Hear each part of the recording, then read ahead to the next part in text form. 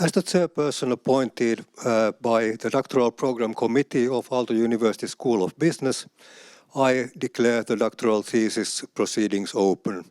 My name is Matti Häyry, I'm presiding, defending his thesis, Business for Peace, a new paradigm for making a collective living, Tilman Bauer of this university, examining Dr. Docent Henrik Rydenfelt of the University of Helsinki. You may be seated, Tilman.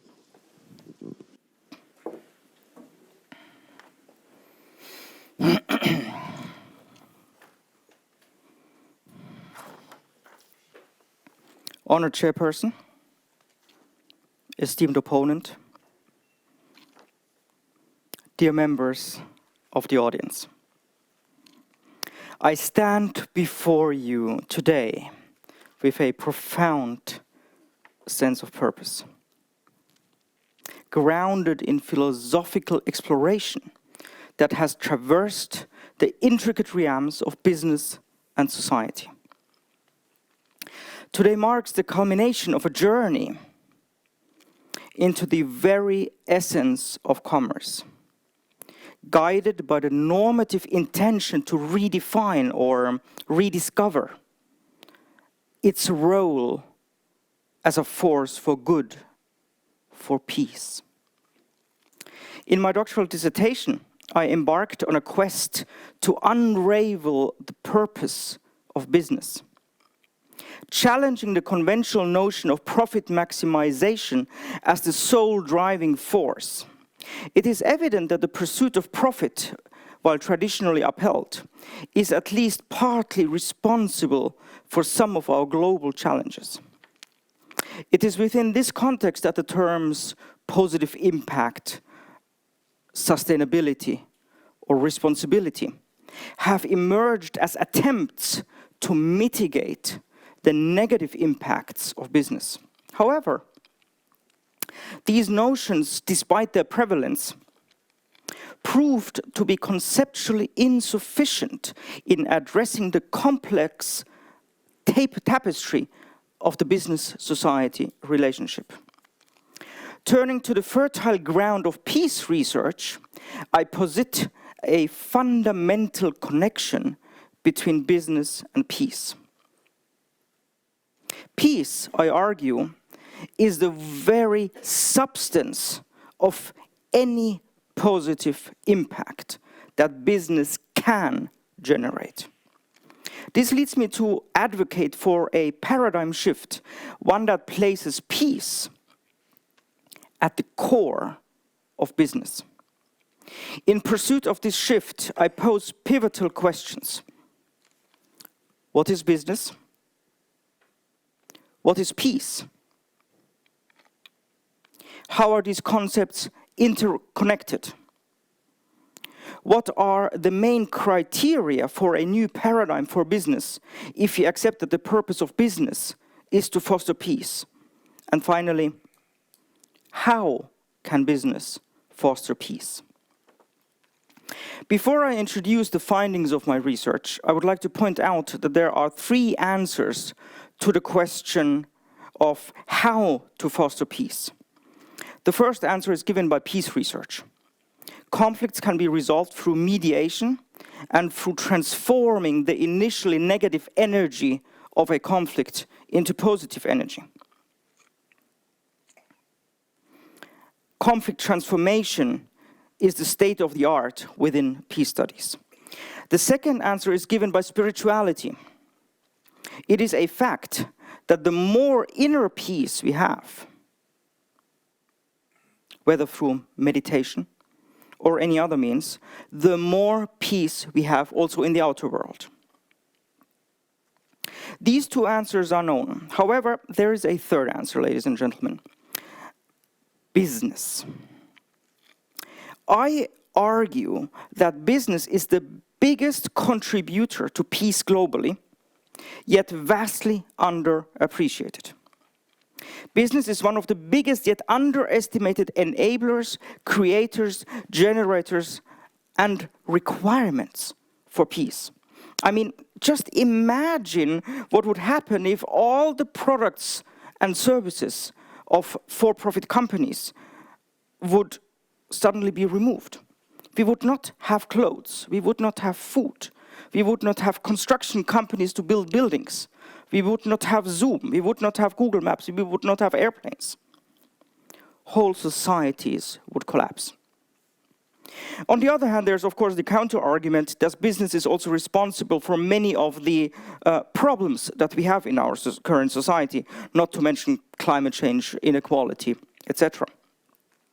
So when I embarked on my research journey, I had the very explicit motivation to make the world a better place. I wanted to do something with my career to make the world a better place.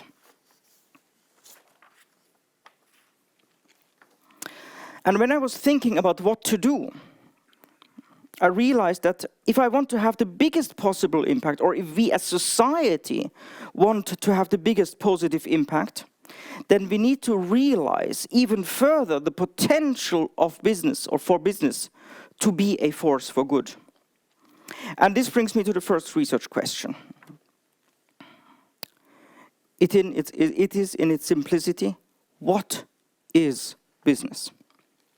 What is this thing called business? Now, of course, we might think that we know what it is. But why do I ask that? We might say it is about selling products or services for a profit. Yet I argue that this is a critical question that we need to delve deep into if we want to understand the true purpose, role, and meaning of business in society. Keep in mind that the motivation is to realize the potential for business to be a force for good. The answer to the first research question is that the concept of business is an essentially contested concept, which means that there are two alternative worldviews, or two schools of thought, that are inherently incompatible. If you believe that the purpose of business and should be profit maximization, and such people still are there, although the minority, then many of my arguments will perhaps not convince you entirely. Because you subscribe to the old or traditional worldview of the last 100 or 200 years, in which business has the purpose of maximizing profits and only maximizing profits. Milton Friedman is perhaps the most famous advocate of this point of view. Yet in my experience, the majority of people, based on the interviews I have conducted and countless informal discussions along the years, the majority of people agree that there must be, and that there is in fact, something more to the meaning and purpose and role of business in society. After all, if our entire survival on a daily basis, from the food we eat to the clothes we wear, etc., is dependent on an institution called business, then I'm sure we would not tolerate it if the true purpose of business were really profit maximization. We would not want our survival and thriving of society be dependent on something as negative as greed. So then the question is, what are the alternative answers? What are some alternative answers to the question of what the purpose of business is? Well, in literature, you can find answers such as doing good, creating positive impact, creating value for society, or creating shared value. And yes, these are good alternative answers. But none of the alternative answers has thus far won the debate. There is no commonly accepted alternative answer to the purpose of business question. I argue... And mix. What was that? Was that a Zoom comment? So I hope you can hear me. Where was I? There's no commonly accepted answer, right? And I argue that this is due to the fact that these alternative answers do not actually mean anything. Now, you might disagree with me. You might say, oh, yes, they do mean something. For example, this and that in this context. Case proven. These terms, positive impact, responsibility, even sustainability, only can be described through examples. But if you look at the concepts inherently by themselves, they have very little meaning and they are weak concepts.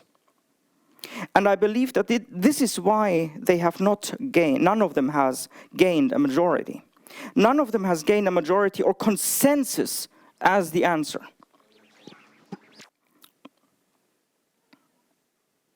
On the other hand, the profit maximization answer is a very strong answer. Why? Well, because it is measurable, it has a very clear and neatly defined meaning. It means something in substance. So if we want to find a new answer to the purpose of business question that replaces profit maximization for the sake of a thriving society and protected nature, then we need to have an answer that has just as much substance to its meaning as profit maximization has.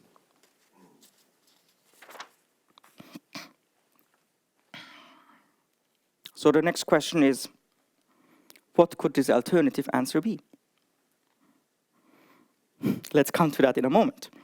For now, we mark as an interim conclusion that business certainly has to do something with these alternative answers, with these things that we just may summarize as creating positive impact, as an umbrella term for all the alternative answers. But further research is necessary. In order to find an answer to the question of what creating positive impact actually means, we come to the second research question. What is peace? Please note that I'm not asking, what is peace not? Therefore, I categorically do not accept the conclusive answer that peace is the answer, the absence of war or violence, because that answer only tells us what peace is not, but it does not tell us what peace is in substance. It is often said that the academic field of peace research was founded by Johann Galtung in the 1950s. He coined the terms negative peace and positive peace. Negative peace was defined as the absence of physical violence, and positive peace was defined as the absence of structural violence. So, for instance, if you died in the 19th century of tuberculosis, that was not violence. But if you die today of tuberculosis, then that is structural violence. Nobody is physically hitting you, but still you die, despite it being a preventable disease nowadays. That is considered structural violence. However, in my opinion, this distinction, or this definition of peace as negative and positive peace, is too limited. It is a groundbreaking contribution by Professor Galtung, but we need to expand the concept of peace further in order to understand its true meaning. My research shows that we can categorize peace into 3 levels. The first level is the absence of any negative disturbance. So yes, indeed, the fact that none of us is currently, I hope, suffering or experience any form of violence is certainly the first level of peace.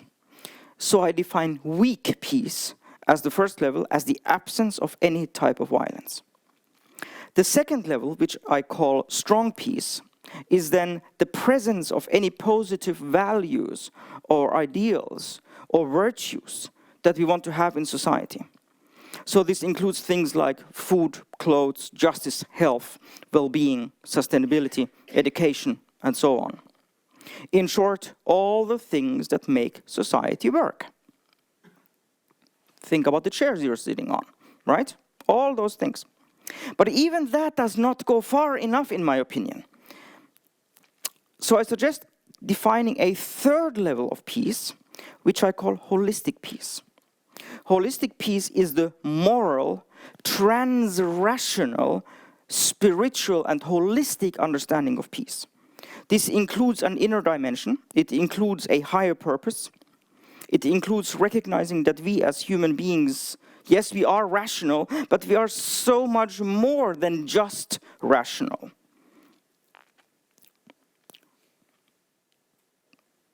Therefore, we are trans-rational. We have a spiritual dimension, we have emotions, we feel love. All of these larger dimensions are included in the third level of peace, called holistic peace. So to answer my second research question, peace is or can be seen as the substance of any positive impact. Now, if we come to the main narrative of my dissertation, we asked, what is business? We concluded that business has at its purpose, at some level, some form of doing good or creating positive impact.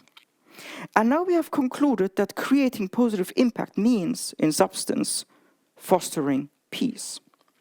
Thus, I have been able to confirm my research hypothesis that the purpose of business in society is to generate or foster peace. Now, this, of course, is a provocative hypothesis. But I believe I have shown that it is true. Perhaps more importantly, it solves some of our conceptual problems. For instance, many companies, in my experience, that actually have the inherent desire to do good in society, don't actually know how to do it in some cases. So they hire corporate social responsibility or sustainability consultants who can tell basically anything because there is no right or wrong answer to the question of what these things mean in practice. As I said earlier, these terms don't have a substantial meaning inherent to them. The terms responsibility, corporate social responsibility, and sustainability do not. They were important steps in the right direction, but it turns out they have not been able to solve our global problems. So I'm not surprised to hear that some companies are struggling and desperately searching for an answer how to do good in society. They feel the pressure to maximize profits, which is the old, still prevailing worldview. Yet they would also like to be a force for good. And so far, nobody has been able to give them a fundamental answer, other than for examples, of course, on a case-by-case basis, to the question of what being a force for good actually means. In my research, I wanted to create a theory of business that solves this conceptual problem in order to harness the potential for business to be a force for peace. So the next research question is then, how does business foster peace? It turns out that business actually generates peace through ethical business conduct. We know this from empirical research, empirical studies in the last 20 years or so. So I'm inviting society to shift its mindset from profit maximization and then doing good as an add-on to a mindset where business is expected to foster peace through core business activities. And ladies and gentlemen, this can be measured and quantified through the Business Peace Index that I have developed in my dissertation. I hope that this tool will serve practitioners well. Having studied the multifaceted potential of companies to contribute to peace, this study unveils a comprehensive framework. It extends beyond the confines of profit-centric perspectives to propose a meaningful contribution to society and nature, a contribution that paves the way for a more sustainable and peaceful future. In conclusion, this journey has been one of introspection, challenging established norms, and envisioning a future where business stands not only as an economic entity, but as a beacon of peace. As we stand at the precipice of change, I propose Business for Peace as a new paradigm for business theory and practice. I thank you for your attention. And I now come to the end of this Lectio Precursoria. I request that you, Docent Henrik Rydenfelt, as opponent appointed by the Doctoral Program Committee of the Aalto-University-School-of-Business, present the comments you consider my doctoral thesis warrants.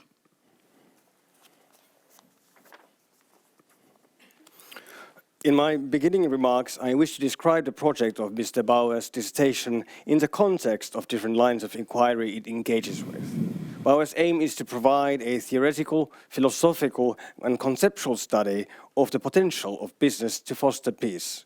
Moreover, to operationalize this potential, the research aims to develop a business peace index that would act as a tool for individual companies in turning business activities into the service of that purpose, that is, peace.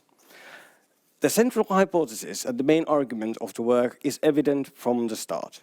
Bauer wishes to show that the common purpose of business is to foster peace. This argument is developed both by a scrutiny of the central concepts at hand and against a critical backdrop of the classic view that the purpose of business is to maximize profits, as well as more recent developments within business ethics. Even as terms like sustainability and corporate social responsibility continue to gain traction, the role of businesses with respect to peace has not taken central stage. As Bauer points out, despite its long history, it still represents an emerging field of both inquiry and societal debate. The dissertation consists of a preface, 266 pages of main text, a substantial list of references, and several appendices. The introduction presents the research theme, topics, questions, and hypotheses, and discusses methodological considerations. The three following chapters detail the theoretical and conceptual core of the research. The second chapter focuses on the concept of business, beginning with dictionary definitions and historical accounts, and advancing towards contemporary views and debates concerning the role and purpose of business, concluding that a new understanding of business sees it as a force for positive impact, and that as business produces and provides virtually everything we use in our lives, its purpose is to produce efficiently that what society needs and to foster life. These conceptions of peace, business and peace provide Bauer everything that is needed for the central argument presented in the fourth chapter, namely that if the purpose of business is to create a positive impact in society, and creating such an impact means fostering peace, then the purpose of business in society is to foster peace. Although the argument is simple, at least as construed here, its precise import is discussed in terms of both historical and contemporary conceptions. The fifth and the sixth chapter turn to the final task of operationalizing the research results by considering the potential of a paradigm shift in perceptions of the role of business and sketching the elements of a business peace index. Finally, the concluding seventh chapter encapsulates the main research results and describes their potential impact on the understanding of the nature and role of business in society. Although the connection between business and peace has been debated since at least the time both concepts were available, the topic could not be of more lasting relevance, nor more timely, at a juncture where the potential of business in preventing conflicts is put to considerable doubt by, first and foremost, Russia's criminal war in Ukraine.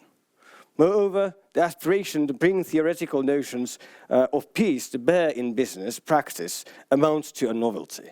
Bauer's dissertation provides a starting point for multiple lines of argumentation for the intimate connection of business and peace, as well as for the development of conceptual tools for practical application. Now, before we proceed to examining the work in some detail, I should make it clear to everyone present that the nature of such an examination is critical, as requested. It should be. Our business today is that of science and inquiry. However, I should make it equally clear that my remarks and questions are in no way intended to underscore failure, let alone show the collapse of the respondents' project. As I see it, it is my task today to present such comments and questions on focal points of the research at hand that would help foster discussion that would in turn enable the further development of its themes by both the respondents and the community of inquiry at large.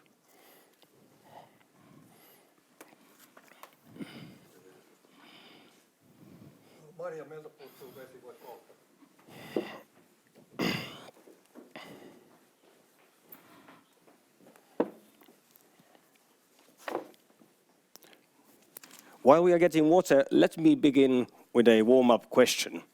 Now, the structure of your dissertation is laudably clear, but it is, as we can see, a hefty piece of work. In your remarks on methodological considerations, you list broad dissemination and readability among the principles of responsible research.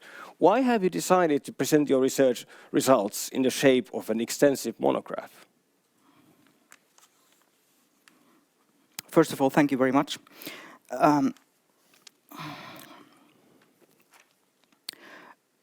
The answer is that it is needed. It was needed, I felt. The monograph actually is built from some, or partly built from some articles that I have indeed published prior. It is all mentioned in the footnotes where necessary. And a few years ago, my supervisor, Professor Häyry, actually suggested to compile an article dissertation. This would have probably helped me to graduate a couple of years earlier. Kiitos. However, and this is, I believe, one of the very, very few cases in which I did not listen to Professor Häyry. Because my motivation for doing a PhD in the first place never, honestly, never was to get a doctoral degree. Rather, the motivation was to bring this thing, business for peace, into society. And I felt that having a book as a monograph is the best way to achieve this.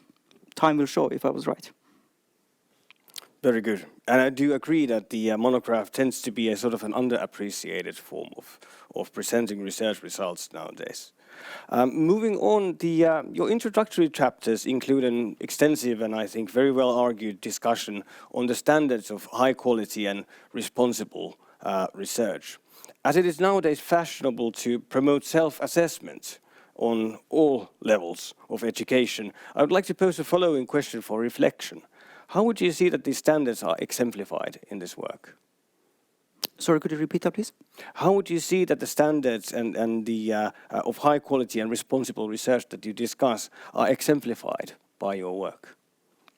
It is a question for reflection. That is a question I have asked, obviously, myself as well. I have certainly aspired to following these principles to the best of my ability. Have I succeeded? Well, I have received 2 recommendations for defense, so I must conclude, sitting here today, that I must have succeeded at least to some extent. May I just add one more thing? You mentioned just earlier that I surely agree that a monograph is underappreciated. Did I hear that correctly? Yes, yes. I'm not sure if I would say it like that. I would say that a monograph is far too rarely written, certainly.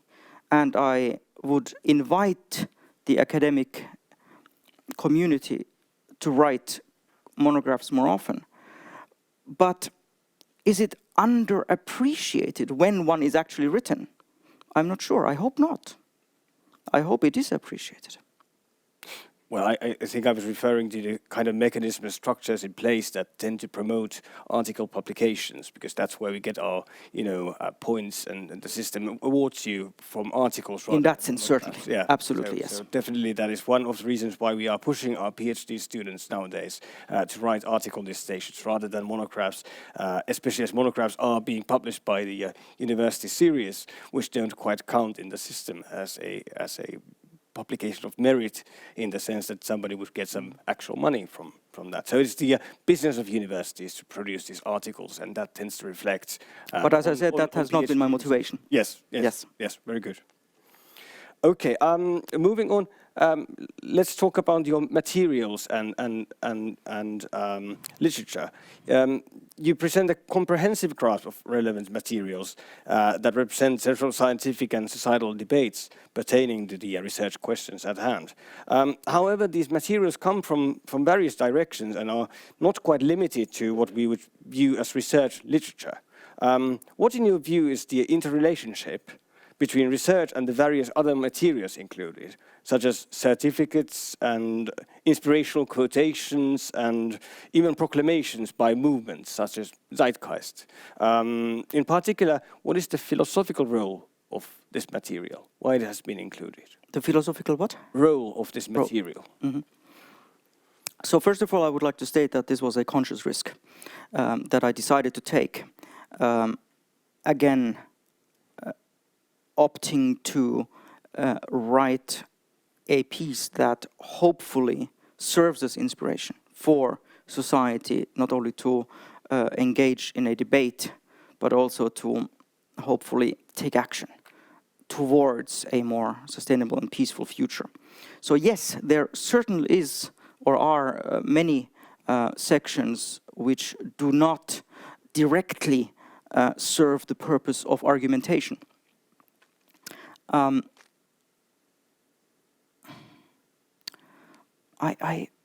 don't know if we would leave that inspiration, those, let's call it inspiration, right, that you're referring to, if we leave that away, and of course the whole, including everything, 400 pages, could be condensed into one sentence. If the purpose of business is to create positive impact, and if positive impact means, in substance, fostering peace, then the purpose of business is to foster peace. That is all I say in 400 pages almost, right? But I believe that we as humans need context, and we need material to categorize or to contextualize that what we read. I hope I have given that material to the reader.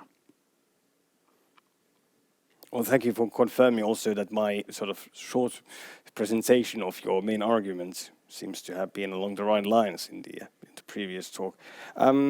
So moving on to your discussion on methodology in particular, there you place philosophical research under the category of which you call non-empirical research. That is also discussed, or the importance of which is also discussed in one of your appendices. What are the kinds of things that count as evidence, in your view, in such non-empirical research? Perhaps you will respond that it is a matter of the best argument. But in that case, what can be said of what constitutes a good argument in research such as this? That is an excellent question. And that is a question I have asked myself. And I have not been able to find an answer to that. I guess it eventually rests on the reader. It rests on society at large to either adopt or to reject this work.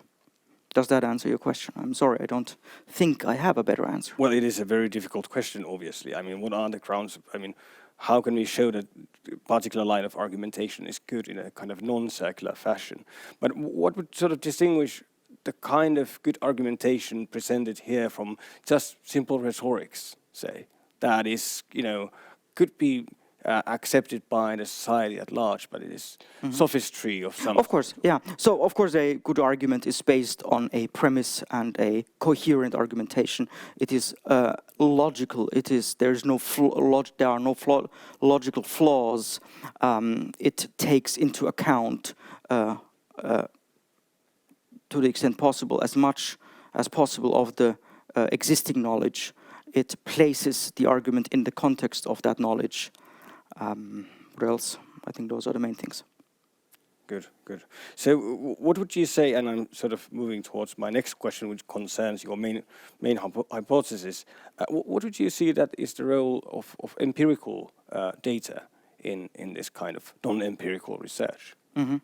As I write in my Appendix 1, I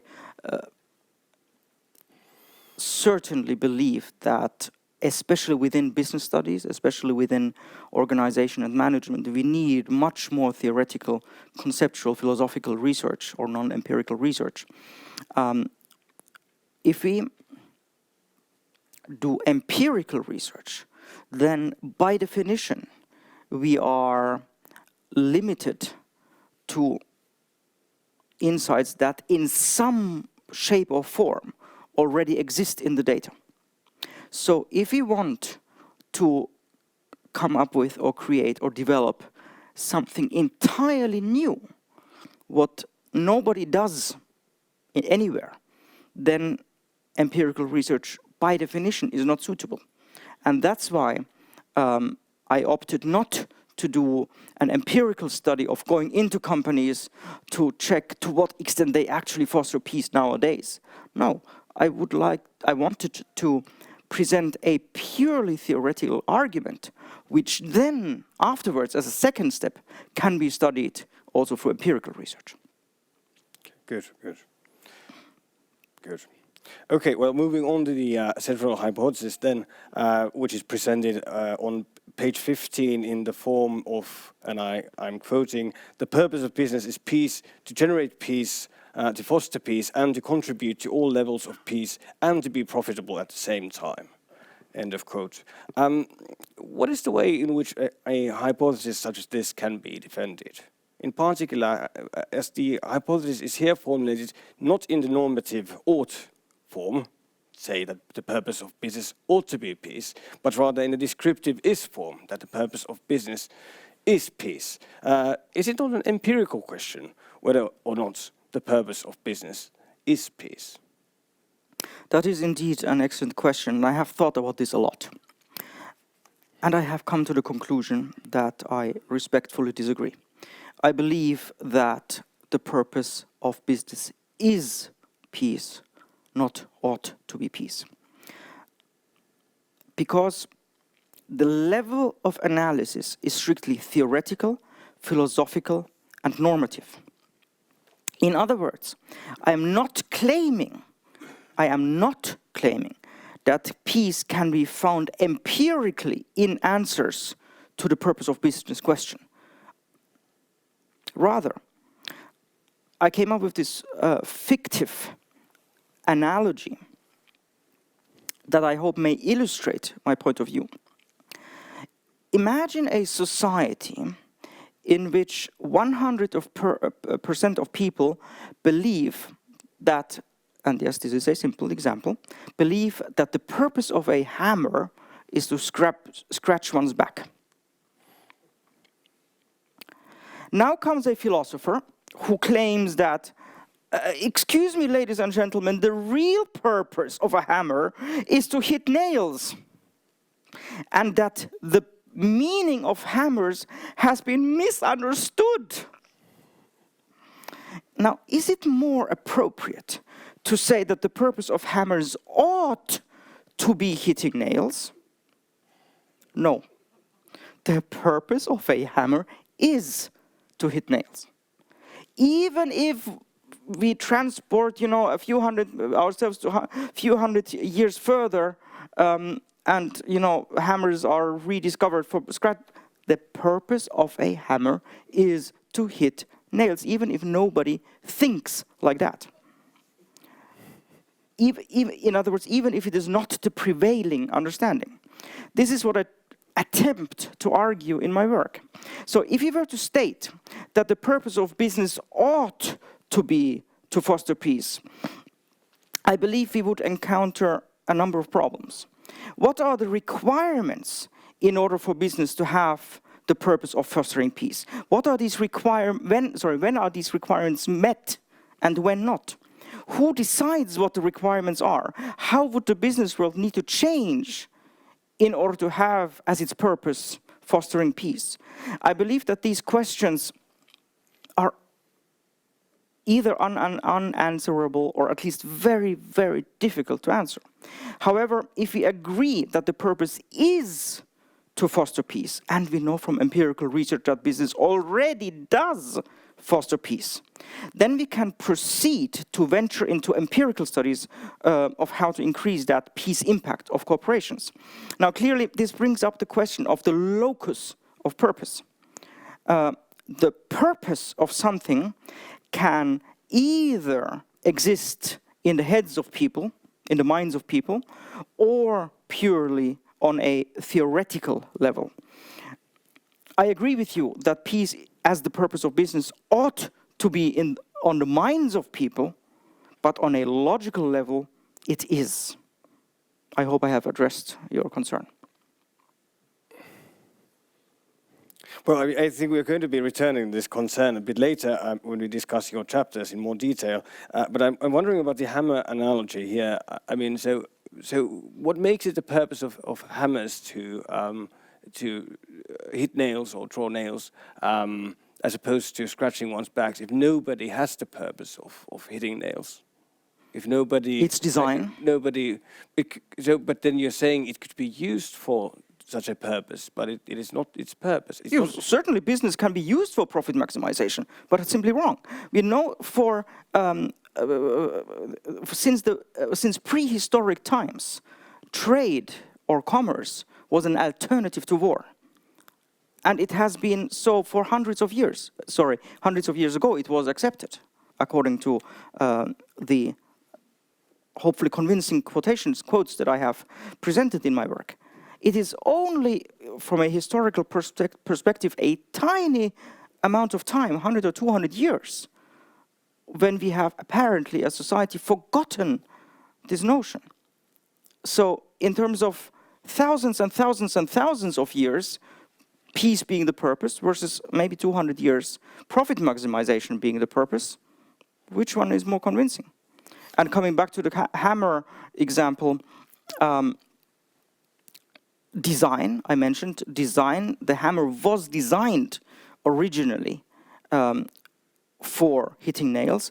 If we were to design it for scratching your back, we would design it perhaps differently, right? Right, so is the argument rather now that the original purpose of business was peace, and we've just simply forgot about that? Say, by analogy, the argument with the hammers would be that we developed hammers to hit nails, and then we somehow forgot about that, and people were wondering what to do with them and started to scratch their backs with those hammers.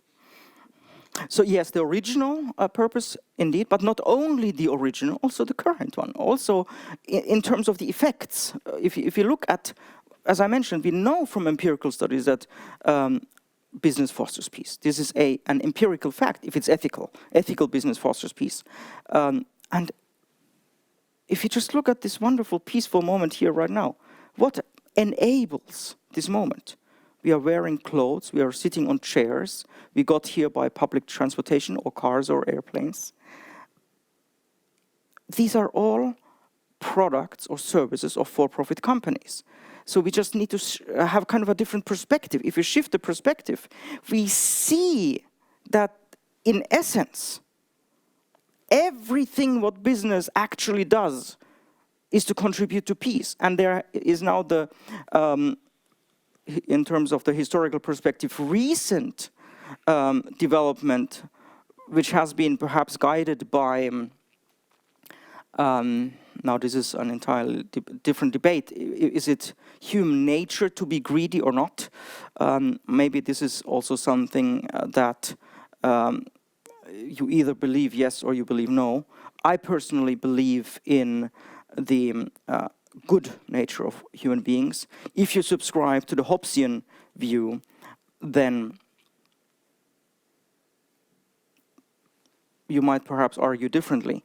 But what the role of human nature in this is, I don't know. But no matter what we would agree in that debate, the effect of business is peace. And therefore, I believe it is absolutely, I'm convinced, please help me to see this differently if you so deem necessary. But I think it is absolutely clear on a logical level that the purpose of business is to foster peace. Always has been and is. And as long as the business, this thing called business, is built on the pillars that it is built on today, that it serves the functioning of society on a almost unlimited, to an almost unlimited extent, then the purpose also will be always to foster peace. Okay, well, let's come back to this question in a moment when we talk about chapters 2 and 3 and then 4 and see if the hammers return.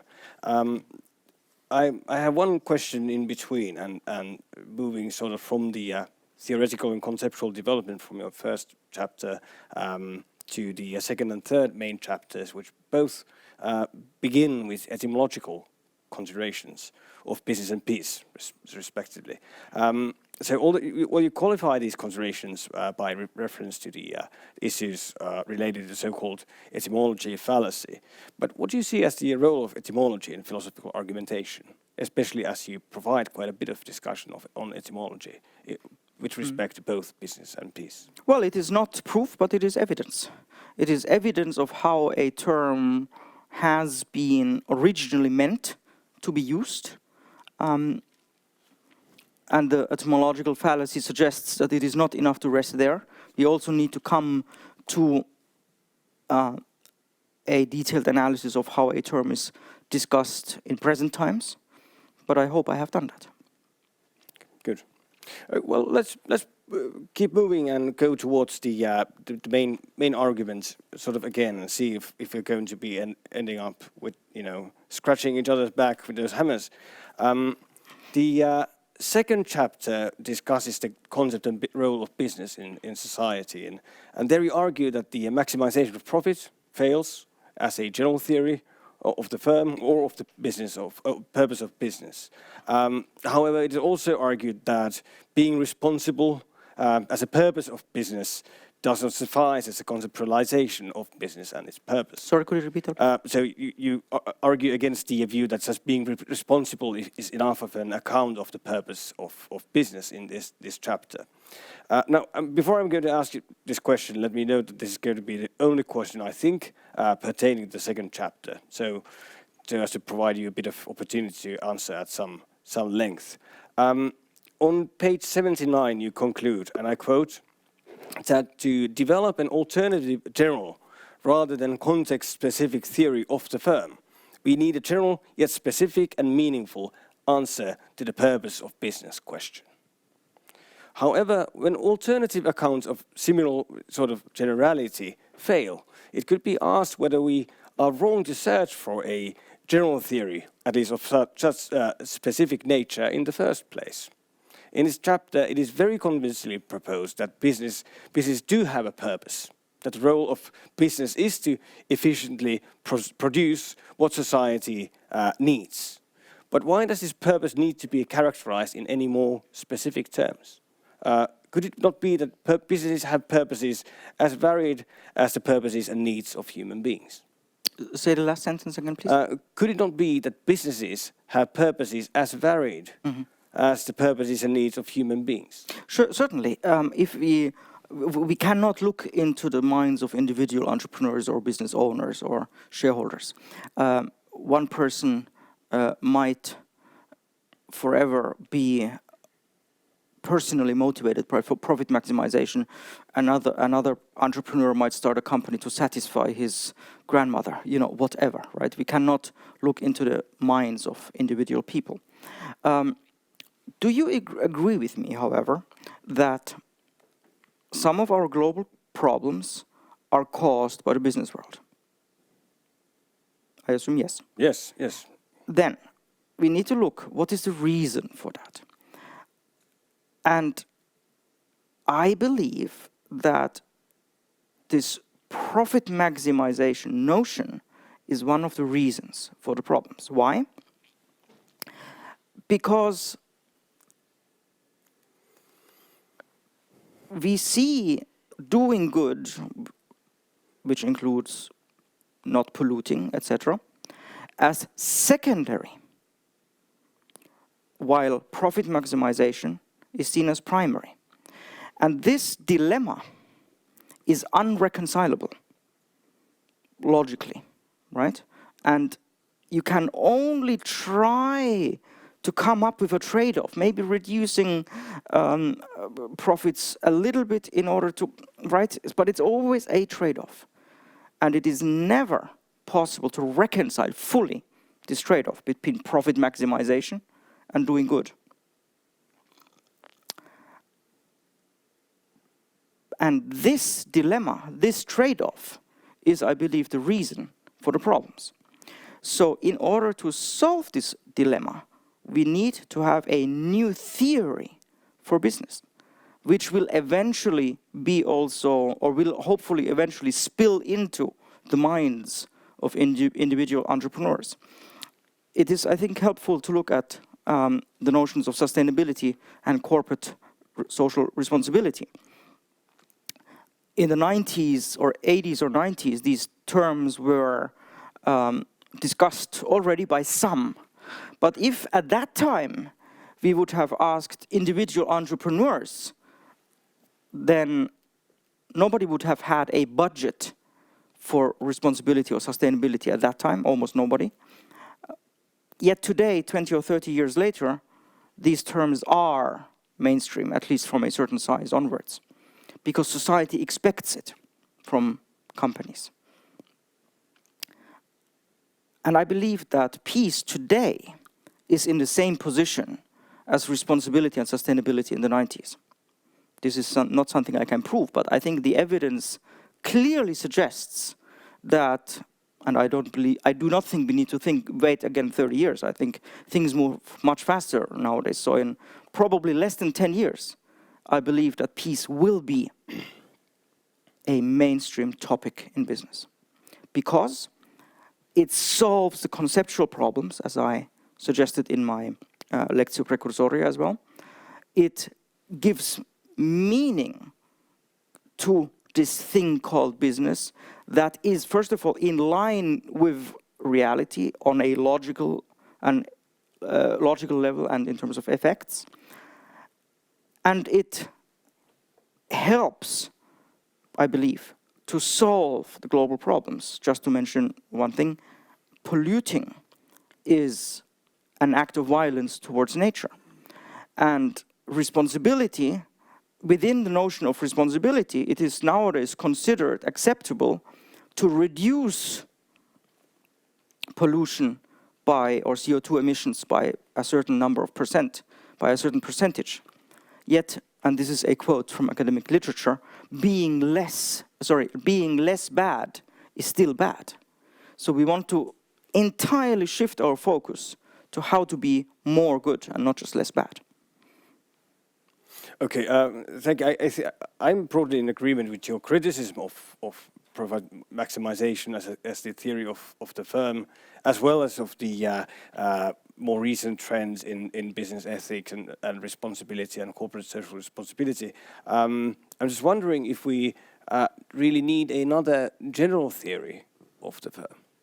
If we really need to say that the purpose or the outcome that we're looking for from all kinds of business is something in particular, let alone something as broad as peace. Why would we need another general theory of the firm?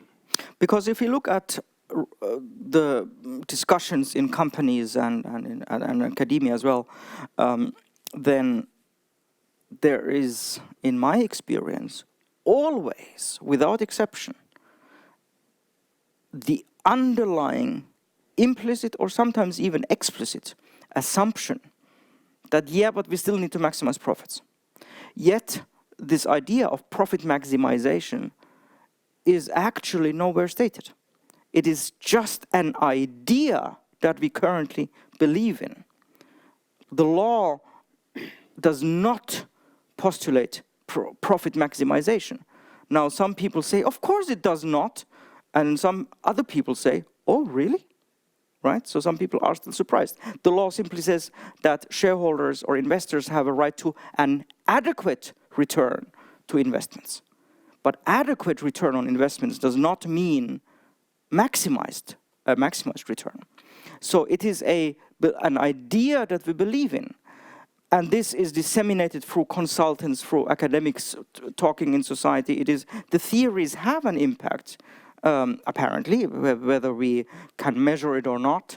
The way business is conducted out there, the return on investment, the balanced scorecard, all these things are theories or models or tools developed based on the assumptions of certain theories. So that's why if we have a new general theory and we succeed at disseminating that over time and it gets more well known, then I believe that actually this is something that somebody has once told me informally, that wow, if this idea becomes generally accepted, then it is kind of like a weight falling down from the shoulders of individual people in companies who think currently that they are expected to maximize profits. And when that is removed, they are suddenly able to do the good work that they actually want to do. And just as a little anecdote, Mark Zuckerberg from Facebook, or nowadays Meta, was once heavily criticized for an action that was perceived as profit maximization.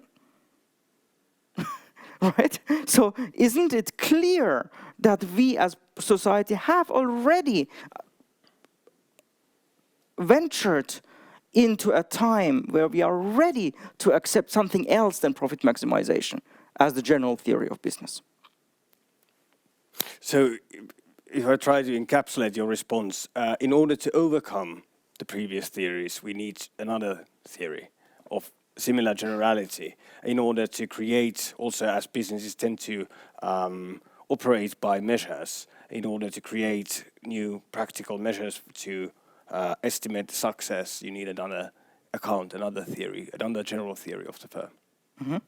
Okay, good. Sounds good, yeah. Yeah, very good. So moving on to the third chapter, as I mentioned, that was my only real bigger question on the second chapter. Moving on to the third chapter, there you discuss the variety of conceptions of peace and really display an intimate grasp of various theories, both in peace research and in related lines of inquiry. Before returning to some of those conceptions in more particular, I have some questions concerning the exact nature of the argument presented in both chapters 3 and 4. Now, I think the argument aims at a conclusion, at least roughly, that creating any positive impact in society is always to contribute to peace. And at first, it seems like this conclusion is argued for by drawing on the intimate connection between peace and various other goods, such as flourishing, life, survival, wealth, growth, well-being, and so on. Indeed, it is suggested here that no concept other than peace can encompass all such positive impacts. This is one line of argument I think you present there. But then there's a second line of argument that also appears to be present. It is suggested that whatever society wants is or contributes to some positive impact, because why else would it be desired, right? And based on this, it is argued that anything society wants contributes to peace. So, although this is a really rough restatement of these lines of argument, of course, I'm hoping I'm presenting fairly enough, because I have a few questions to present on this general line of argumentation. So, to begin with, the first line of argument that I distinguished suggests that peace is not the only concept broad enough to contain any positive contribution. Is not. Is the only concept broad enough to contain any positive contribution. However, it's not the concept of good, at least as broad and more familiar, and hence more useful. No. Okay. Because. Care to expand? Yes, yes, please. Yeah. Very happily. The notion of good has the fundamental problem that what is good for me may be bad for you, or vice versa. And the key to unlocking this impossible dilemma is the transrational nature of the peace concept. Why? Because, and this is from the amazing research by Professor Wolfgang Dietrich, whom I cite heavily. The way I understand the transrationality concept is that, as a way to explain it, is that a soldier on the battlefield may be at peace, perhaps unlikely, but still, in theory, may be at peace on the battlefield. And that is not a contradiction. So that, and then there is the thing that peace requires a perceiving subject. There is the notion that peace is something that we feel, right? If there is a human being on the moon, or let's start with, if there's no human being on the moon, is there peace? No, because there's nobody to perceive it. But if there is a human being on the moon, he or she may perceive peace. But if you were to use the term good there, it just doesn't make any sense.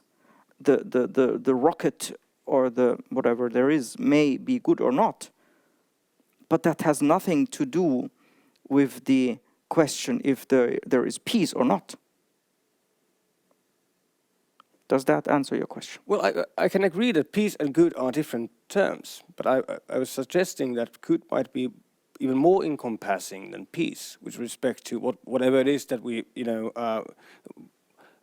as a kind of a general term for the kind of things that we really want to have or find desirable. I mean, say flourishing, growth, well-being, wealth, and so on. They are all good from some respects. I don't think they are peace from. Well, you argue that they are peace from a different, from some perspective. They are connected to peace, and I can agree with that. But I think we can all quite immediately see that they are all forms of good. Well, it has been suggested, but has that theory won the debate? No, it hasn't, right? There is no consensus that doing good is the purpose of business, and I understand why it has not won the debate, because there are very soon apparent problems which cannot be reconciled. Such as?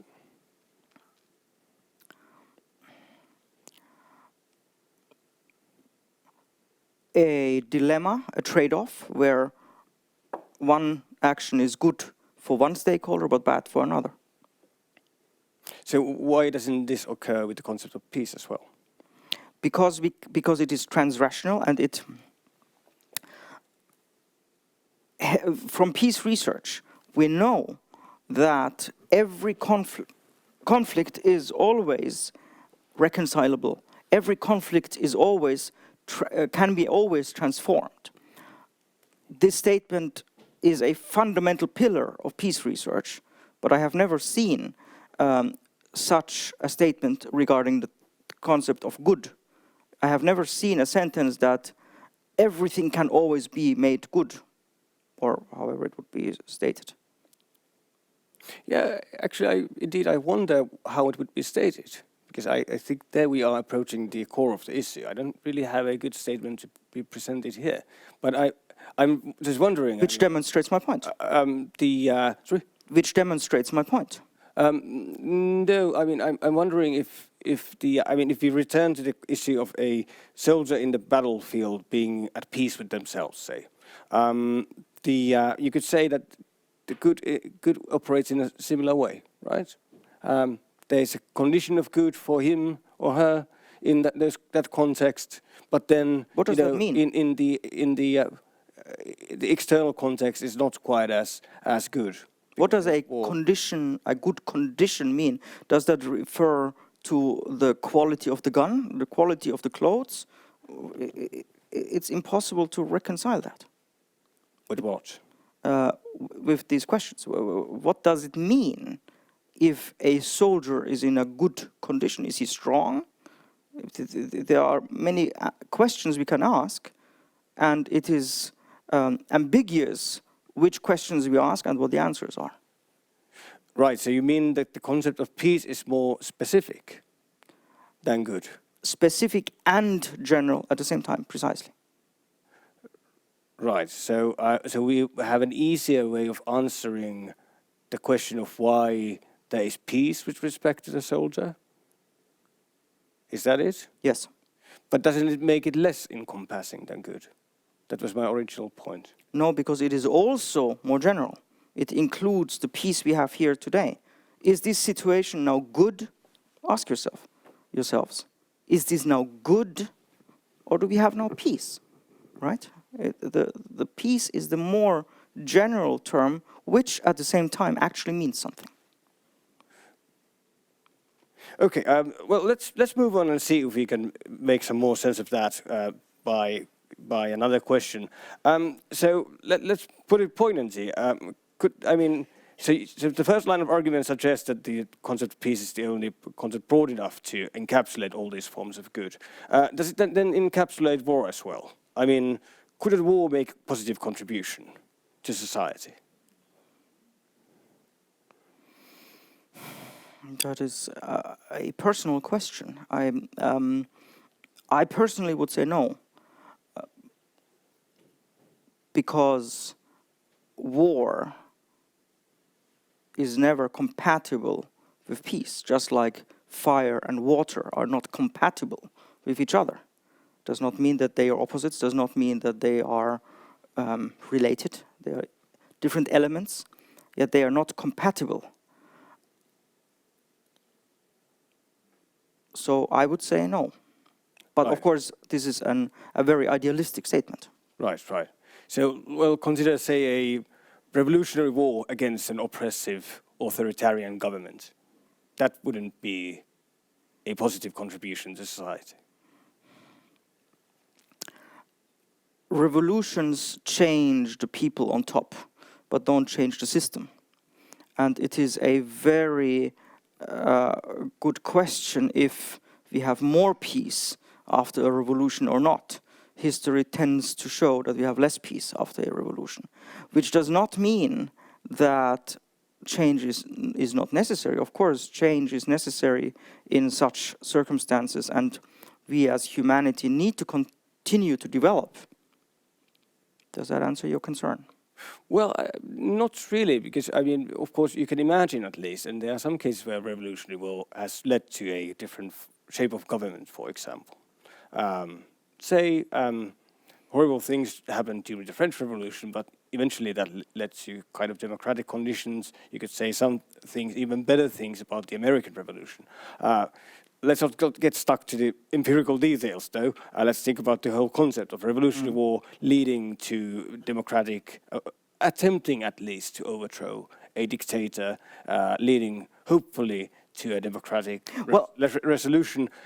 Wouldn't that be a positive contribution to society? Certainly, maybe. I never said that nothing else than peace can be good. Like, for instance, profit maximization the last few hundred years, or however it has been prevalent, has brought us tremendous wealth and has brought us tremendous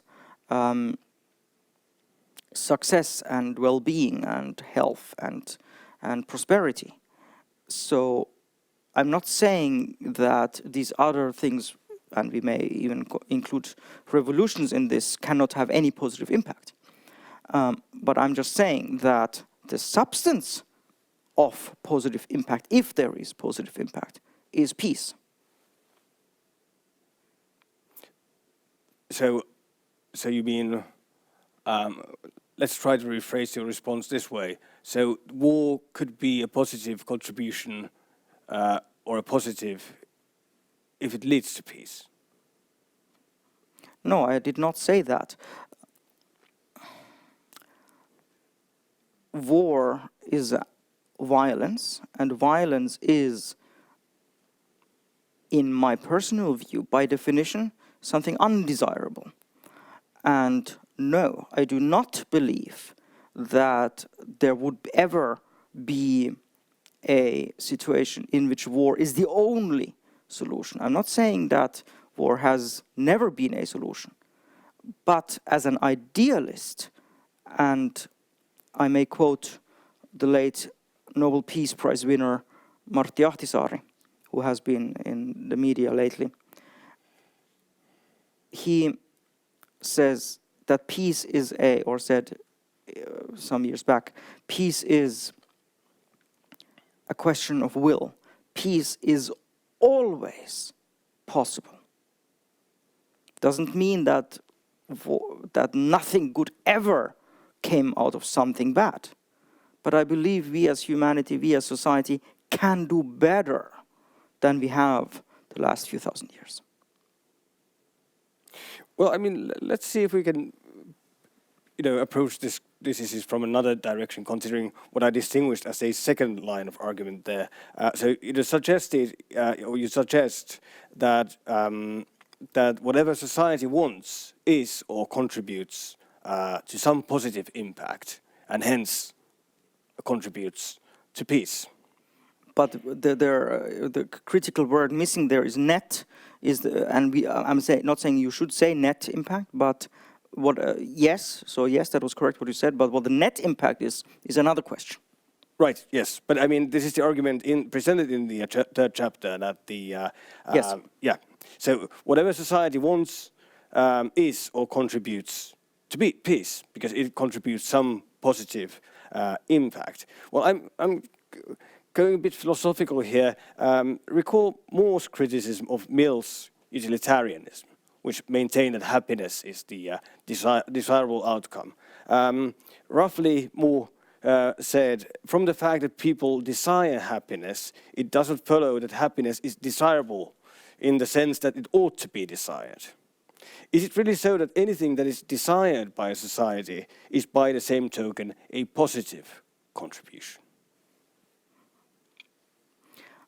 This quote presumes that happiness is the all-encompassing goal, and that is the problem.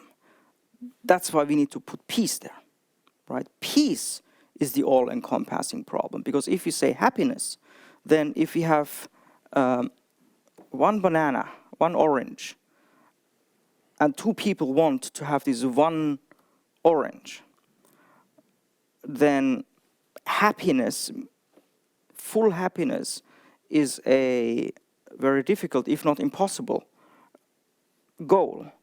But peace is certainly an achievable goal, even if there is only one orange. This orange example comes from peace literature.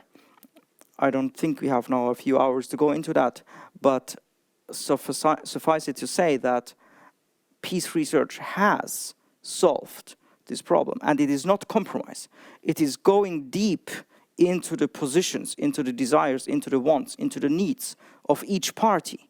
This is what Ahtisaari did in Indonesia, etc., in his work as a peace mediator, to go so long, so deep enough, until we finally find a solution that gives peace that all parties agree to. So happiness there does not work. It is about peace, not about happiness. Right. But if you consider the conceptual level here, so you suggest that anything the society wants or desires contributes to peace. That is your line of argument.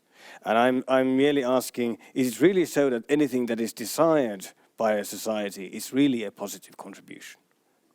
That it is something that is desirable in the sense that, at least, that it ought to be desired? Yes, but not necessarily in terms of net impact, not necessarily in the long term, but by definition, the immediate, let's say, let's just take some example. Wikipedia was banned in some countries some years ago. Giving it back made the revolts go down.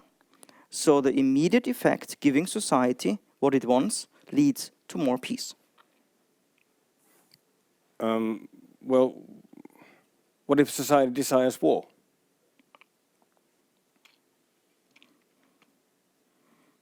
Is war then peace, or contributes to peace?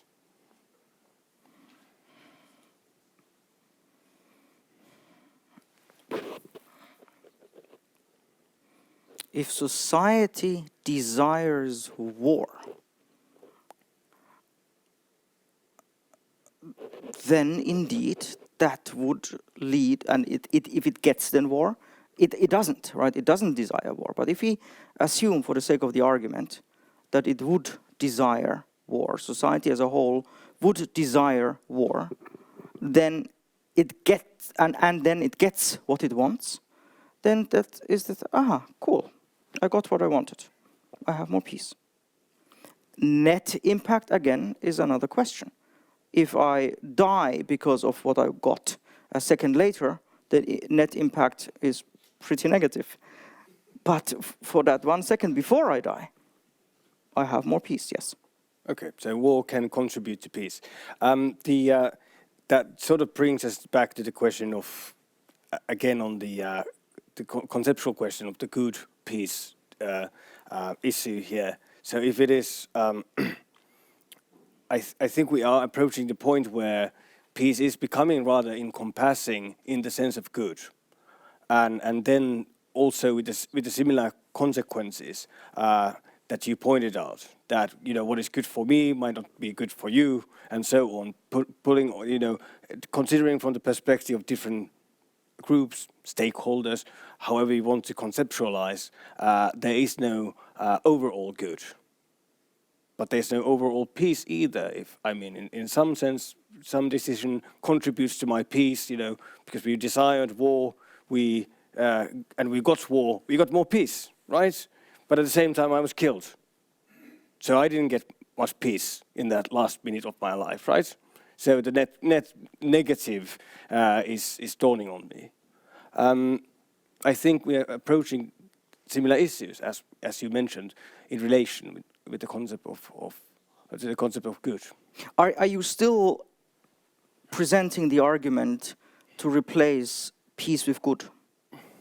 Well, I'm thinking that when peace is made encompassing enough to include all kinds of good things that we might, and see, I already used the word good there. Positive impact. When we make it encompassing enough to include all kinds of positive impact that we might imagine, and we even realistically can have, then the issue becomes that of the concept of good that you've mentioned. That then there is going to be the issue of incompatible goods.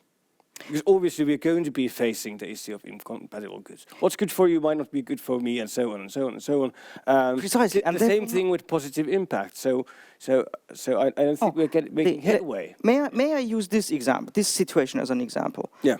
I absolutely love being grilled here. However, I'm sweating, and I certainly would not describe myself as being in a good position. I'm being grilled, but I have peace. What does that mean? I am thriving in terms of my career, hopefully one day. I am flourishing as a researcher if my arguments are valid. I am experiencing tremendous satisfaction. These are all related to the peace, but it has nothing to do with how, good I am at the moment, or how good I feel at the moment. I do not feel good per se, but I feel at peace in terms of the overall scheme of things. Right. Well, it sounds to me like you're attaching the identifying the concept of good now with some sort of good for something or emotional goodness, feeling good or something like that. But of course, good is a broader concept. You could say that it is a good thing that you are here being grilled and so on in many ways for your career and so on. So we can bring in all the elements you mentioned with respect to or in connection with peace. Well, it is certainly fair to say that the percentage of the number of pages in my dissertation that deal with the concept of good is significantly smaller than the number of pages dealing with the concept of peace. So I would not consider myself an expert of the philosophical debate on good, but I have looked at the literature, and based on what I have seen, based on what I have understood, and based on the references that I cite, the concept of good, as far as I can understand, does not work. And this conclusion is supported by the evidence that there is no consensus regarding the yet existing suggestion that the purpose of business is to do good. But there is no consensus. And based on my perhaps limited understanding of the notion of good, I understand why it has not won the debate. So are you suggesting that I should write another 100 pages on the topic of good? Or is there something that I'm trying to understand what I can learn? What can I note down as a future research project? Perhaps this question, I mean, if you make the concept of peace encompassing enough to include any positive contribution, does not then the issue you mentioned with regard to the concept of good return? I mean, that it is so encompassing that making it more specific, we are already talking about good for you or good for me and so on. Your being grilled here might bring you peace, but of course, the audience here might not be at peace. So then we will, the same issue sort of emerges. Well, based on the literature, it does not, because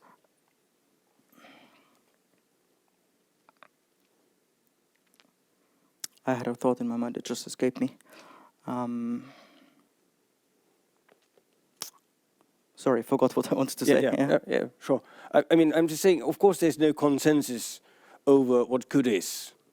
Now I remember. What is sort of like, what would be the summum bonum? What is the ultimate end of it all, or something like that? There is no consensus over that. But I mean, if you make peace encompassing enough, obviously there's not going to be a consensus over that either. What it actually entails. And for who, and to what extent, and so on and so on. That's precisely what I wanted to say, and that is the difference between peace and good. We do not have consensus of what good is in every instance, but we do have consensus of what peace is in every instance. And now we have academic studies precisely answering this question for one instance at a time. And the only thing I do is to put them under one umbrella term called peace. So the sub-pieces in the individual contexts are called peace, and I just summarize them under one concept called peace. And now, do you agree that if we have a large number of studies where X, whatever it is connected to peace, then at some point it becomes very likely that the total number of X, which cannot be empirically tested, but we may assume that, of course, you know, like if we not entirely, right? Not in terms of, right? Coming back to we have white and black swans, right? If we don't see a single black swan, can we conclude that all swans are white? No, we cannot in terms of certainty for 100% of all swans. But with a high likelihood, we can say that. And we can say that if there is no example of a black swan known to us, then the likelihood of one existing, the more we study it, the less it becomes, right? So I have found many white swans, meaning many different contexts that talk about peace, and I suggest to group them as one concept of peace. I hope that makes sense. It does make sense, but of course you could. Well, let me push my line of questioning based on that consensus. Then, does that consensus over peace include war? Could you specify your question, please? So you're saying there's a consensus in the research literature of what peace entails or what it consists of. Is any of the constituents of peace war? No. But we just agreed that war might actually be peace or contribute to peace. We also agreed that profit maximization has brought prosperity. But that does not mean that war is the most desirable aspect. Yeah, I'm just wondering if the notion of, and I'm going to return to this in a moment for just a second, if the concept of peace is here becoming so broad that it actually becomes detached from that consensus in the literature on peace research, as it is, you argue, going to be including any sort of a positive contribution to society, of which war might be an example, even. Yet, if we find ourselves in a certain context, then we can always search for knowledge about that specific context and peace. And I argue that I have at least not been able to find any context where such a connection between a context and peace is not findable. So, well, one final question on this line of questioning.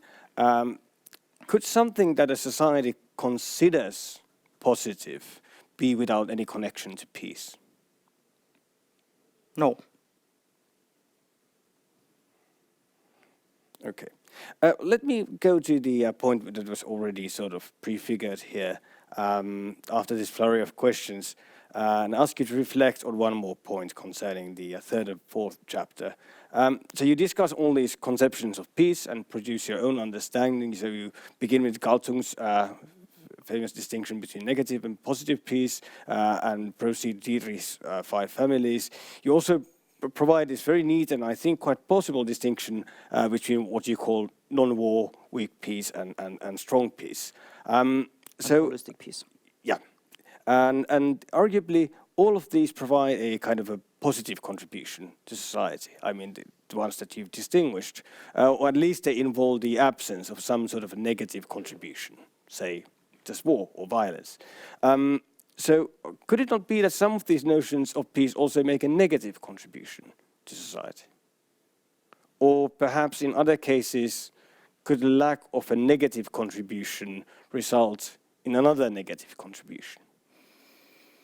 So we have to again distinguish, are we talking about a specific instance of impact or contribution, or are we talking about the net impact?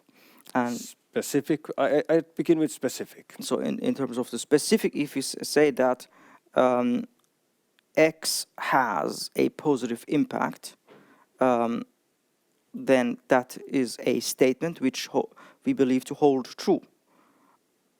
Now, you're asking, does that X can it also have a negative impact? Well, certainly. For example, if we look at our mobile phones, right?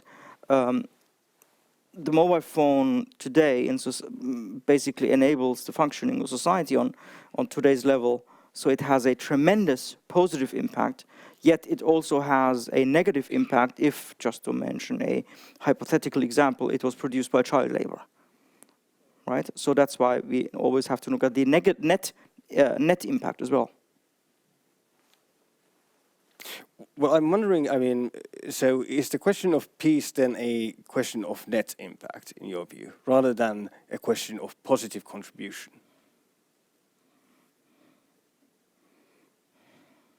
Good question, yeah. So the first reaction is that indeed it is about the net impact, because if our net impact is negative and we have some positive contribution, some positive impact, but our net impact remains negative, then that is still negative. We don't want to be less bad, we want to be more good. So yes, indeed, it is about the net impact, focusing on having a positive net impact. Okay, so do you think we could imagine conditions or circumstances where some of the notions of peace or conditions of peace, basically, you've distinguished in your discussion, has a net negative impact? Let's say non-war, for example. Could it have a net negative impact?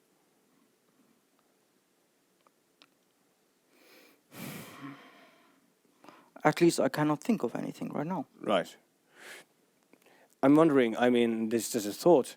I don't think we need to be very Hobbesian about everything to say that if there was no violence in our societies, for example, that might actually have a net negative impact. Say circumstances where the state security forces cannot use any form of violence under any circumstances. Yeah, but cannot use and no violence existing is right. Are two different things. If there is no violence, there is no need for counter-violence. So yes, the more I think about it is, I would say that a lack of violence is always, so removing all violence is always good. So of course, this is an idealistic statement, and I do not talk about, you know, how things are out there in reality, like it is violence to keep a prisoner in prison. I'm not saying that today we should open all prisons, because then there might be again more violence if those criminals conduct more violence. So of course reality, how we move step by step, is always a difficult and complex process. But what I am offering is a new mindset in terms of where we want to go to. We don't imagine, or let's say more specifically, we should not want to imagine that in 100 years we still need militaries, right? So I'm offering a vision for the future, how things can be, need to be, should be, based on logical argumentation that I hope holds. Good. You sort of completed my sentence there when I started saying something about Hobbes and those conditions. So, but I mean, I do not agree with Hobbes. Well, yeah, but we don't need to be Hobbesian about when. I mean, we could just think about the sort of, which you already sort of referred to, sort of general criticism of utilitarianism, saying that, well, there it has to be something of that sort, or say a kind of a sort of Kantian versus utilitarian dilemma. So can we use violence against one person in order to prevent all kinds of, horrible things from happening, to develop a drug that will save millions of children or something like that? Can we do something of the sort? And then there's this sort of utilitarian versus Kantian responses to that kind of a question. But I'm thinking, the concepts of peace that you've distinguished and the ones that you've been developing, which you've done really well, they do include some very strong demands on our society. Say if non-war just is plain and simple no violence, then that might actually have a net negative contribution very easily in these circumstances where using violence against one person might result in the saving of millions or something of that sort. So it's a very simple kind of a counter-argument, and I can see how you might try and overcome that, saying, well, that's one dimension of things, and it's also absolute, right? Nothing about this is perfectly absolute, that we have to, these are not like, Kantian type of conditions or the kind of the only possible worlds that we can sort of occupy within this framework of peace research. But still, doesn't seem like, even the suggestion that it's a question of net positive versus net negative contributions doesn't quite, complete the story. There is more to be said with respect to how these different notions of peace you've distinguished might be net positive and net negative. So first of all, I would like to point out that the 3+1 levels of peace, or non-war, weak peace, strong peace, and holistic peace, that is a conceptual model, and it is a way of thinking, a way of analyzing a certain phenomenon. It is a ladder of morality. We can analyze where are we on that continuum, and then we can think where do we want to be. But in practice, things very often are overlapping.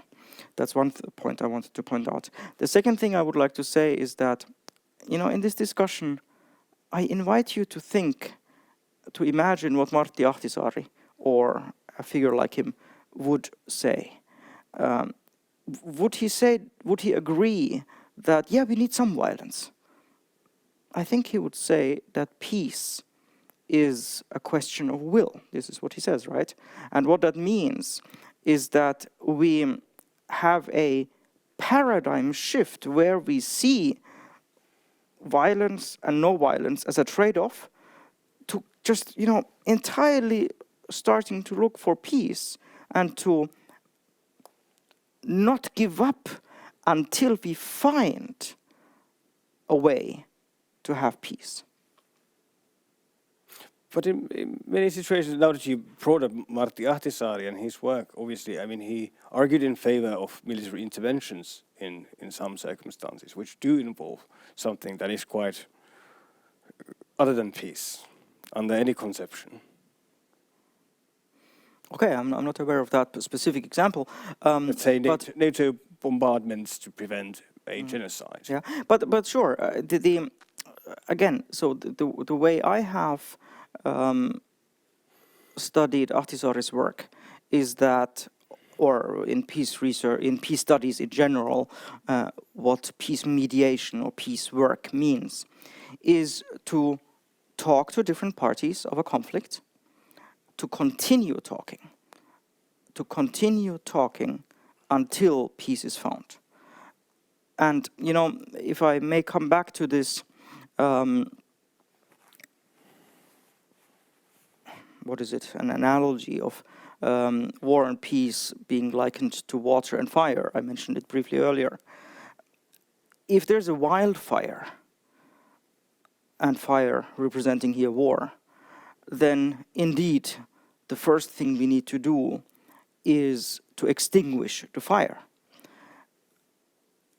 My contribution in society is to try to move the discussion from looking for fires and then extinguishing the fires to imagining that in that place of a wildfire, a forest lake.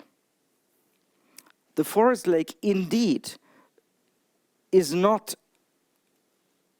a timely issue or a topic at the time of a wildfire. But I try to open up the discussions to a larger horizon, because I believe that as long as we are against war, we still give our energy to war. Yes, we need the firemen, figuratively speaking here, right? But the long-term vision should be the forest lake. And yes, this is indeed very, very different than what we have done in our history, right? But I think it's time to move on. And it is time to understand what this figurative forest lake would entail. Well, it is indeed time to move on. And you just provide me with a nice bridge onto the fifth chapter, where peace as purpose, the purpose of business, is argued to underwrite a kind of a potential paradigm shift for both business and perhaps society at large. As a philosophical pragmatist, I found it rather compelling, especially the proposal of a notion of a paradigm in terms of fundamental beliefs. So you argued that paradigms might be this kind of fundamental beliefs that then lead to other beliefs, leading to thought, leading to action, and then results. And I'm sort of on board with that notion of a paradigm as fundamental beliefs. I have one big question, though. I think it's big. Comes to mind. The hypothesis that you've been arguing for in the previous chapters, and you put it in this particular chapter 5 in this way, that, and I quote, "The purpose of business is, was, and will be peace." End of quote. Now, can the proposed paradigm shift, in your term, then be a change in fundamental beliefs and thoughts and actions and so on? Could you repeat that, please? Can the proposed paradigm shift be a change in fundamental beliefs? Did we not strive for peace all along? Is the shift rather our becoming aware of our fundamental beliefs or commitments? No, I believe there is a need for changing some of the fundamental beliefs. If you look at people out there in day-to-day life in the last years and decades and centuries, how many of them, except for Ahtisaari, have actively thought about their impact on peace? Now, just to illustrate my point, I think this is a fairly simple but illustrative example. Let's say you are a kiosk owner and you sell coffee. According to the old paradigm, that's all you do, right? You hope to make a profit sufficient to ensure your own livelihood. But when you start analyzing your kiosk's peace impact, you start to realize that those people coming in the mornings to grab a cup of coffee, drinking the coffee at their desks once they get to the office, pretty much are, or some of them at least, are able to work because of that coffee. So if all coffee would be removed from society, especially in a country like Finland, I think there might be some problems, right? So just to take the simple example of a cup of coffee, it actually, and all that is related to that, all the coffee growers and the cup makers and the kiosk owners, have actually a tremendous positive peace impact on society. And yes, we have been selling coffee all along, but if we accomplish this paradigm shift and understand, or first of all start to realize that, oh wow, I'm actually having a peace impact here as a kiosk owner. And when we start thinking along those tracks, we will come up with more ways to have an even bigger peace impact. So for example, again, Simple example, perhaps we would realize that, unfortunately, the coffee always gets cold by the time the person arrives to the desk. Maybe we can sell the coffee in some thermo cups, whatever that would be like, and therefore make people happier coming to the office.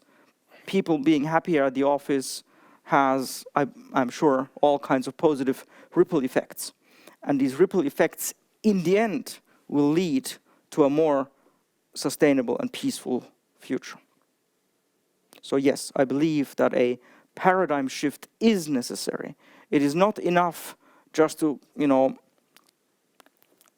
replace CSR or sustainability with peace. We have to change the way we think.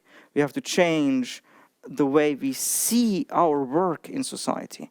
And I'm often invited to high schools here in the Helsinki capital region to talk to young high school students about career choices and things like that. And my concluding slide usually is that if you want to work in business or if you want to earn money, what you actually want to do is to work for peace. I think the response is somewhere there. I mean, my concern is that if we argue that the purpose has always been peace, and even, serving coffee to our customers, we are contributing to peace, where is the fundamental shift then in our paradigm? Consciousness. Precisely. So I was sort of asking if we're becoming aware of our commitments, of what we are actually being doing, rather than changing our beliefs about what we should do or what we do. Well, becoming aware of our peace impact helps us to achieve the paradigm shift that peace is actually the purpose. That is because otherwise, if we don't transcend the old paradigm, we would not come up with the idea to,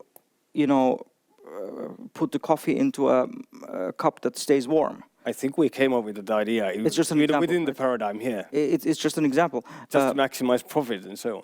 Yeah, but perhaps we make a calculation and it turns out that they're quite expensive, maybe it does not maximize profits. So from a profit maximization point of view, we would not make that decision. But if we accept that perhaps a little bit less profits in the short term, but a much higher peace impact, I cannot prove it, but I certainly believe that higher profits will also follow as a side effect, as an enabler for continued business, as a requirement for business. But it does require that paradigm shift from looking at things from a profit maximization perspective to a peace perspective. Right. I agree. I mean, there is a paradigm shift there, but does it change anything is a good question. We're going to be moving on to your business peace index, and I think that's going to be one of the practical ways in which things could be, affected.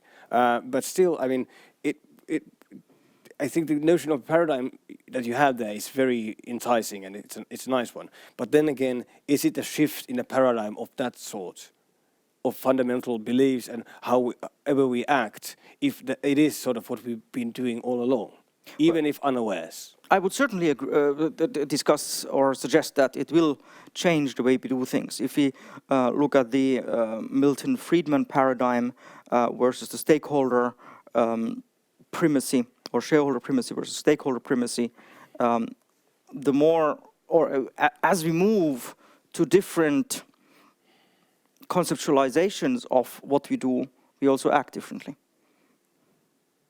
Let's look at and discuss briefly the practical dimensions of this paradigm or paradigm shift in the terms that you propose in chapter 6, where you develop this business peace index.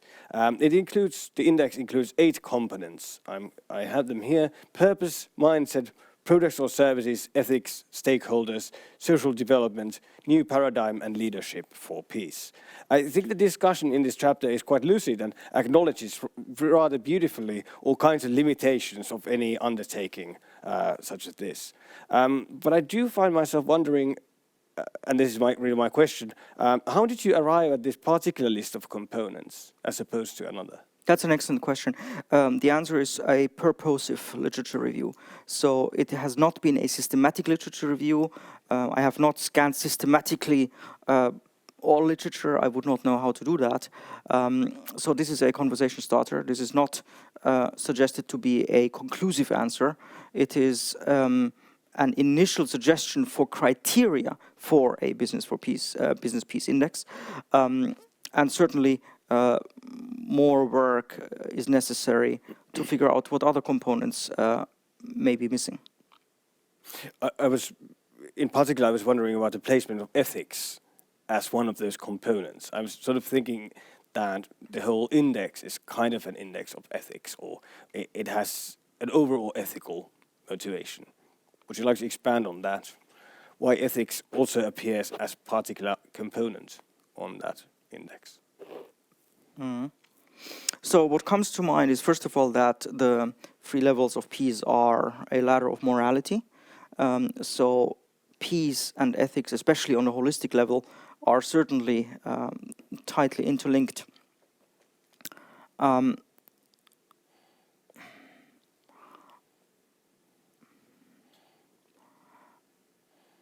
And yes, ethics is something that more and more people are more and more aware of, that there are certain societal expectations. I see that the problem tends to be that some companies state on their websites that they believe in moral excellence as a value guiding their operations. And then when you look into what that actually means, it tends to mean not to be too unethical. Right? And not to be too unethical should be something else than moral excellence, right? So I envision the Business Peace Index to give an answer to the positive side of things. So if you are at minus 100, it's not enough to go to 0, but we want to go to plus, perhaps. Not everybody has to be a Dalai Lama or a Mother Teresa in terms of being all the way there at plus 100, but we all should be on the positive side of things. Maybe the kiosk owner agrees to be at plus 20, just to give an example, right? The plus 100 would be to come up with a holistic new innovation that brings coffee to all children in the world, or whatever it might be, right? So what I try to do is to give answers to the question of how companies can foster more peace. And I think the Business Peace Index gives answers to that, but it is not just about ethics. It is also the peace impact of products and services. It is the peace impact on stakeholders, etc. Okay, yeah, good. I'm just wondering, I mean, if as opposed to ethics, something else might be called for in that index, considering that, I mean, if you list ethics as separate from, say, social development or leadership or those products and so on, well, there are ethical questions pertaining to the products. You could always say that there's a kind of a chicken-egg layered issue here, but I see where you're going with the notion of ethics. But that's a good point. I certainly would be open to more research about is ethics supposed to be, or is it ideal to have ethics as one component, or is that perhaps an additional layer? I don't know. That's a very good point. Thank you. Okay, in the same chapter 6, it is argued quite convincingly that there is considerable room for improvement for this kind of indices and related measures by which companies live. Business is scored and evaluated and developed. However, as we now approach the end of this examination, I'm inviting you to consider alternatives, as in complete alternatives. Even if you do need some new measures, perhaps, I think that's plausible, it's not a more profound shift in thinking and doing and our human, social, societal practices called for. What are the alternative ways to affect the change in our societies towards peace? Mm-hmm. So generally it is said that this comes originally from one of the interviews, that change is affected either through laws, regulation, or through peer pressure, or through crisis, right? But I would argue, based on my discussions with many people in companies, that there is also a fourth overlooked or underappreciated way, which is the inherent desire of people to do or be good. Nobody, I firmly believe, nobody wakes up in the morning and says, today I'm gonna be bad, right? We all, I am sure, have the desire to be good. And this underappreciated fact has led to a lack of information as to how companies can do good. So it does not have to a business peace index. The business peace index is a way to quantify, or is a first attempt at quantifying the corporate peace impact of companies. But let me just mention one example. Unilever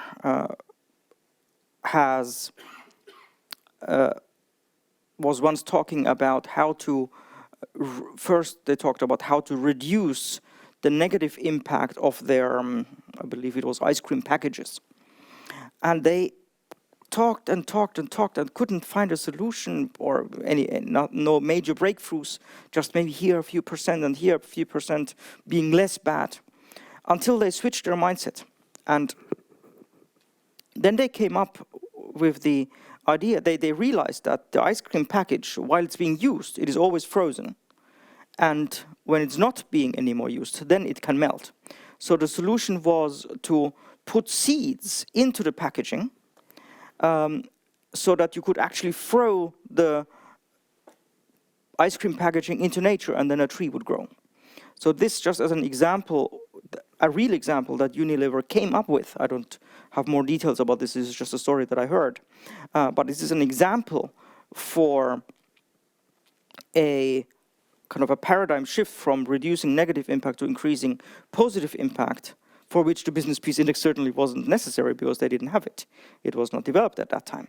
So yes, of course, you can come up with all kinds of fantastic innovations that produce or generate or foster peace in society without the business peace index. I'm certainly not limiting the scope of that, but it is my hope that the business peace index can help to induce such discussions that perhaps other companies are currently not having. What do you think we could do just as citizens? And I mean, as in our different roles, but just as citizens to affect this kind of, you could say almost like cultural change towards peace? Excellent question. I was actually recently interviewed about exactly this question, and my answer was that, I'm trying to remember. What did I say? It's online. Doesn't need to be the same answer. We change our minds sometimes. I think it was a good answer, I believe. I'm trying to remember. So the idea is there to realize that you do have a role in whatever you do. If you work in an organization, what is the organization's mission? What is your personal mission? What is your role in that mission? Do you try to be just less bad? If yes, I invite you to change your thinking to how to be more good, because then the less bad is kind of might be taken care of automatically. What else was there?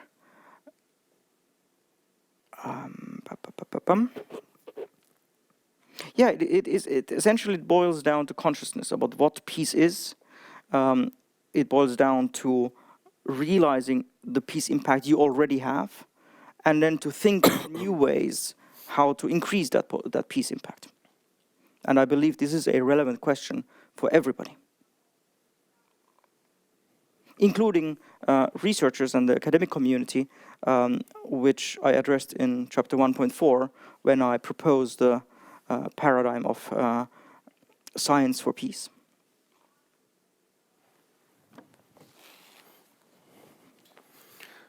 The respondents' work fulfills the standards of a doctoral dissertation without question.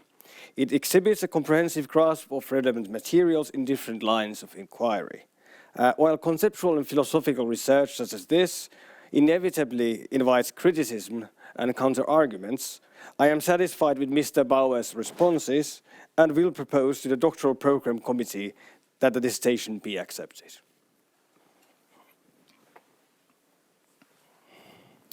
Honorable Docent Henrik Rydenfelt, thank you so much. I truly enjoyed this. This was fantastic. Thank you very much for your valuable comments. I'm glad I have a recording. I hope it worked. And I'm going to come back to this discussion many times, I'm sure, in the future. I now urge any members of the audience with comments against my doctoral thesis to request the floor from the Honorable Chairperson.